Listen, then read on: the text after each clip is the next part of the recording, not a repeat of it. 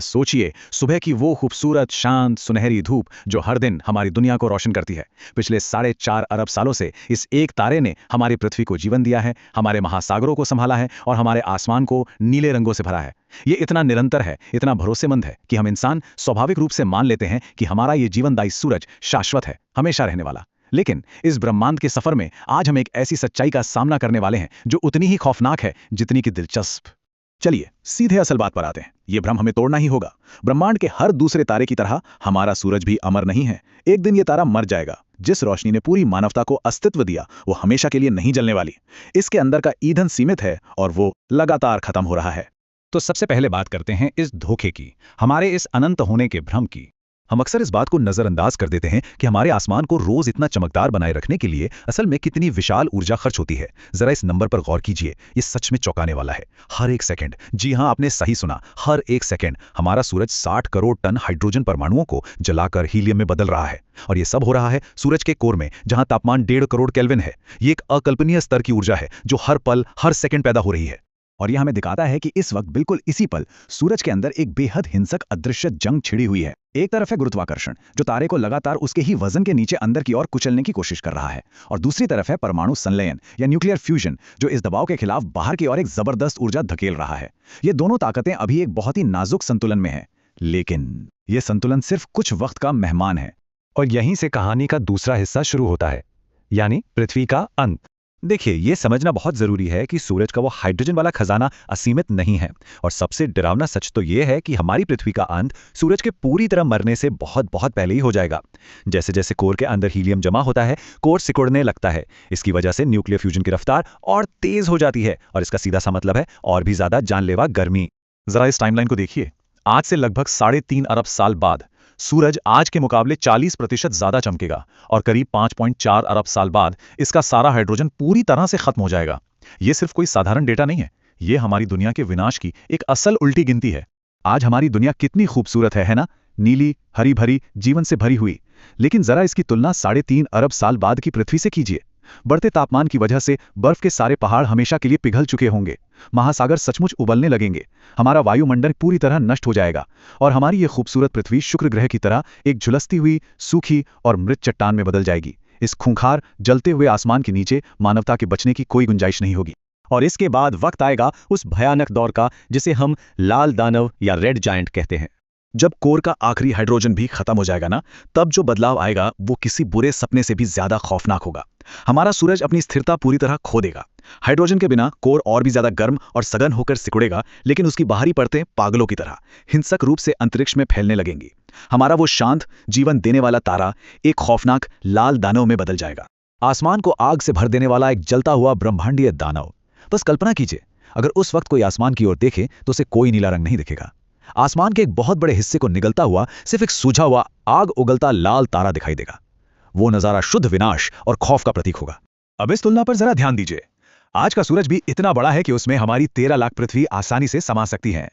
लेकिन जब ये एक लाल दानव बनेगा, तब इसका आकार इतना विकराल हो जाएगा कि ये बुध और शुक्र ग्रह को पूरी तरह से निगल जाएगा, और बहुत मुमकिन है कि ये फैलते हुए हमारी अपनी पृथ्वी तक पहुंच जाए और इसे भी राख में मिला दे।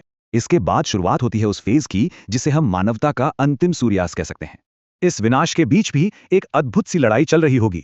गुरुत्वाकर्षण के हाथों पूरी तरह ढहने से बचने के लिए हमारा मरता हुआ तारा आखिरी छटपटाहट दिखाएगा। सूरज अस्थिर होकर स्पंदित होने लगेगा, कांपने लगेगा। वो हताशा में जीवित रहने के लिए किसी भी नए ईंधन को जलाने की कोशिश करेगा। सच में यह हमारे पूरे सौरमंडल का सबसे आखिरी सूर्यास्त होगा। और इसी हताशा के बीच होती है एक बहुत ही जबरदस्त और विस्फोटक घटना जिसे हीलियम फ्लैश कहते हैं। जब कोर ढहता है तो दबाव इतना बढ़ जाता है कि तापमान अचानक से 10 करोड़ केल्विन तक पहुंच जाता है। इतनी भयंकर गर्मी में हीलियम अचानक से जलकर कार्बन में बदलने लगता है। ये एक महाविस्फोटक की तरह है जो सूरज को कुछ वक्त के लिए दोबारा जिंदा कर देता है। लेकिन ये नया ईंधन महज कुछ ही दसियों लाख साल तक टिक पाता है, और फिर हीलियम भी खत्म हो जाता है। अब कार्बन को जलाने के लिए 50 करोड़ केल्विन के अकल्पनीय तापमान की जरूरत होती है, जो हमारा सूरज कभी पैदा नहीं कर सकता। तो यहां एक बहुत बड़ा सवाल खड़ा होता है। जब सारा ईंधन खत्म हो चुका है, तो क्या ब्रह्मांड में ऐसी कोई चीज है जो हमारे सूरज को गुरुत्वाकर्षण के हाथों कुचलकर एक ब्लैक होल बनने से बचा सके? तो सबसे दिलचस्प बात यह है कि इस महाविनाश को रोकने के लिए प्रकृति का सबसे छोटा कण सामने आता है, हमारे इलेक्ट्रॉन्स। जब गुरुत्वाकर्षण तारे को अंदर की ओर कुचलता है तो सारे इलेक्ट्रॉन्स को एक ही जगह पर धकेला जाने लगता है।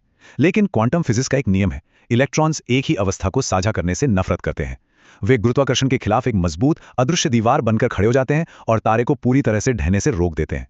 ये वाकई हैरान करने वाला है कि कैसे सबसे छोटे कण ब्रह्मांड की सबसे बड़ी ताकतों को हरा देते हैं। और इसी के साथ हम आते हैं इस कहानी के आखिरी पड़ाव पर, एक बुझता हुआ ब्रह्मांडीय अंगारा। सारे हिंसक धमाके, सारा संघर्ष अब हमेशा के लिए खत्म हो जाता है। अंतरिक्ष में एक अजीब डरावनी खामोशी छा जाती है। कोई और आग नहीं, कोई और विस्फोट नहीं। ये हमारे सूरज का आखिरी अध्याय होगा। वो धीरे धीरे अपनी बाहरी परतों को अंतरिक्ष में छोड़ देगा। ये गैस की परतें दूर तैरते हुए एक बेहद खूबसूरत चमकता हुआ बादलों का घेरा बना लेंगी, जिसे हम प्लैनेटरी नेब्यूला कहते हैं।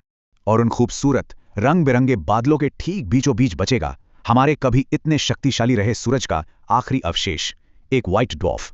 ये एक पृथ्वी के आकार का बेहद छोटा लेकिन अकल्पनीय रूप से सघन एक मृत तारा होगा। इस पर अब कोई हलचल नहीं होगी, कोई गर्माहट नहीं होगी। वो नीले आसमान वाले दिन हमेशा के लिए पीछे छूट चुके होंगे। अगर हम इस अंतिम अवस्था को समझें तो अब समय बस एक सन्नाटे की तरह गुजरेगा। ये व्हाइट ड्वार्फ अपनी बची खुची ऊर्जा को धीरे धीरे ठंडे अंतरिक्ष में छोड़ता रहेगा। ये धीरे धीरे और ठंडा होगा और धुंधला पड़ता जाएगा। अरबों खरबों सालों में ये अपनी आखिरी रोशनी भी खो देगा और एक अदृश्य ब्लैक ड्वार्फ बन जाएगा, बस एक ठंडी, अंधेरी और मृत चट्टान। अंधेरे में चुपचाप तैरता हुआ केवल एक बुझता हुआ ब्रह्मांडीय अंगारा। यह बात सच में अंदर तक उदास कर देती है। वो तारा जिसने हमें बनाया, जिसने हमें जीवन दिया, वो अंत में बस एक मरा हुआ अवशेष बनकर रह जाएगा, पूरी तरह से शांत, एक जमे हुए और अनंत ब्रह्मांड में। ये पूरा सफर हमें एक बहुत गहरे विचार पर लाकर छोड़ देता है। आज अभी जब हम अपनी साधारण जिंदगियों में उलझे हैं, छोटी छोटी बातों की चिंता कर रहे हैं, हमारी पृथ्वी असल में चुपचाप एक ऐसे तारे का चक्कर लगा रही है जो धीरे धीरे अपनी मौत की ओर बढ़ रहा है। तो सोचिए, जब इस ब्रह्मांड में हमारे हिस्से की रोशनी हमेशा के लिए बुझने लगेगी तो उससे पहले हमारी मानवता आखिर क्या निशान छोड़ जाएगी? क्या तब तक हम सितारों के बीच अपने लिए कोई नया घर खोज चुके होंगे, या ये सब यहीं खत्म हो जाएगा? ये बात वाकई सोचने पर मजबूर कर देती है कि हमारा समय यहाँ कितना सीमित और कितना कीमती है।